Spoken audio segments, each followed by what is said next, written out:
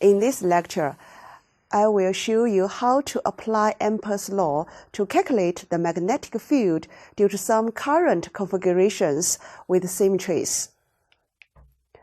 Consider a long straight wire of radius r carrying a current I with a uniform current density.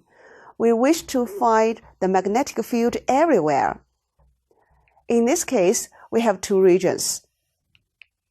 One region is inside the wire, another region is outside the wire.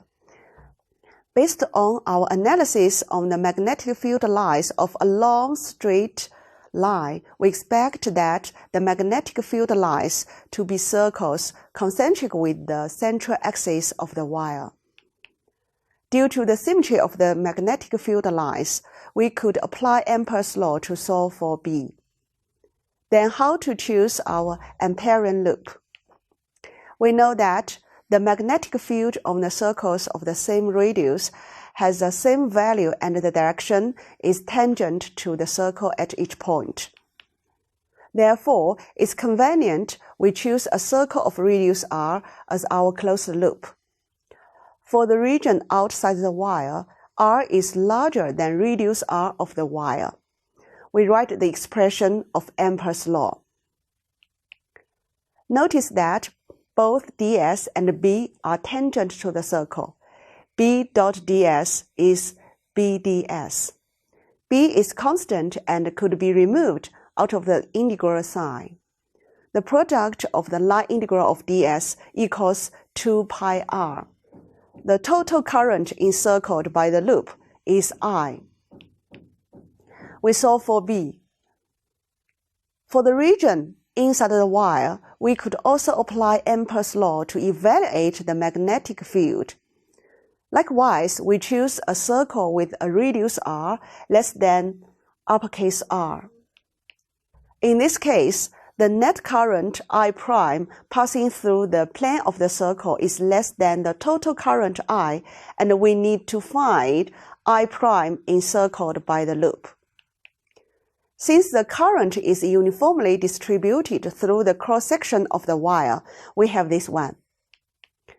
The ratio of the current I prime enclosed by the circle 2 to the entire current I equals to the ratio of the area pi r squared enclosed by the circle 2 to the cross-sectional area pi capital R squared of the wire.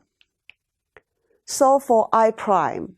Then apply Ampere's law. We have this expression by substituting I prime and solve for B.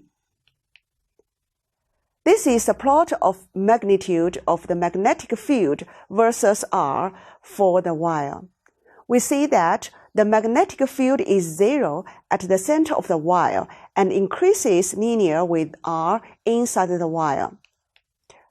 Outside the wire, the field is inversely proportional to R.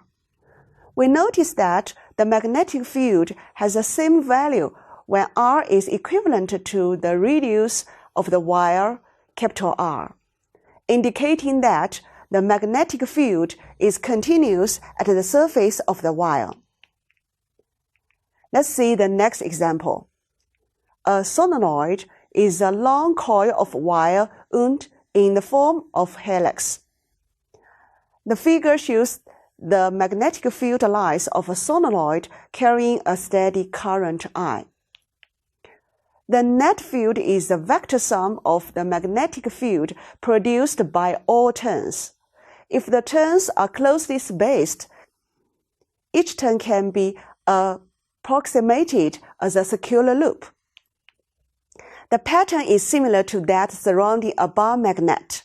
Hence, one end of the solenoid behaves like the north pole of a magnet, and the opposite end behaves like the south pole.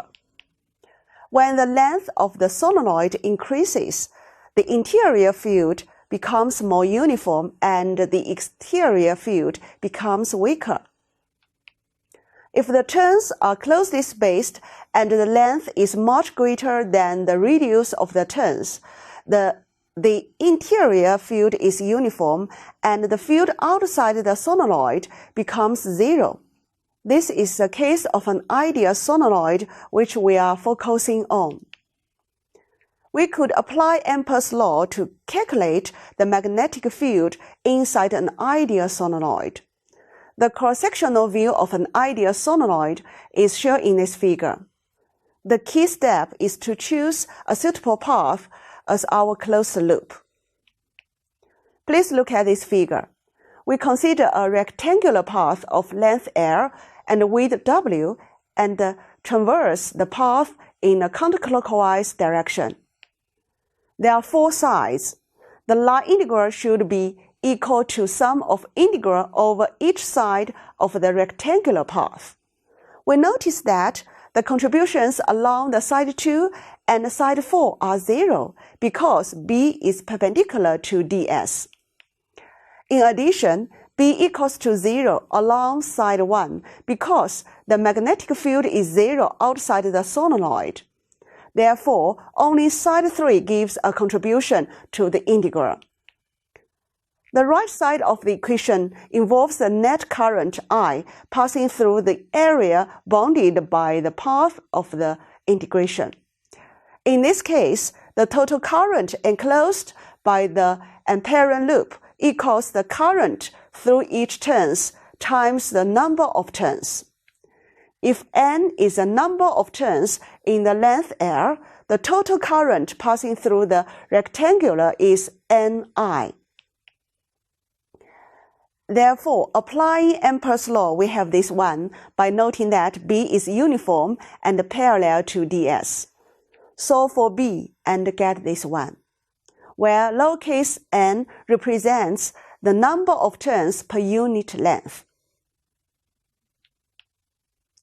If we define the surface current K as the current per unit length, K equals NL, then the magnetic field can also be written as this one, B equals mu0 times K. Next, consider a toroid which consists of n turns, which is closely spaced. Please find the magnetic field everywhere. So, what is a toroid? Please look at this figure. We could treat a toroid as a solenoid by connecting its 2 ends to form a ring. Thus, the magnetic field is completely confined inside the toroid and the external field is very small, which is negligible. Imagine each turn of the wire to be a circular loop. We know that the magnetic field at the center of the loop is perpendicular to the plane of the loop. Therefore, the magnetic field lines of the collection of loops will form circles within the toroid. Thus, the field points in the direction which is tangent to dashed line as shown in the figure. So, we choose a circle as our Ampere loop. Note that the wire passes the loop n times, so the total current enclosed by the loop is Ni.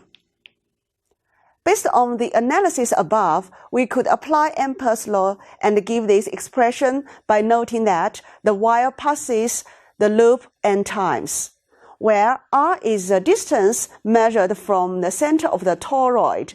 We solve for B.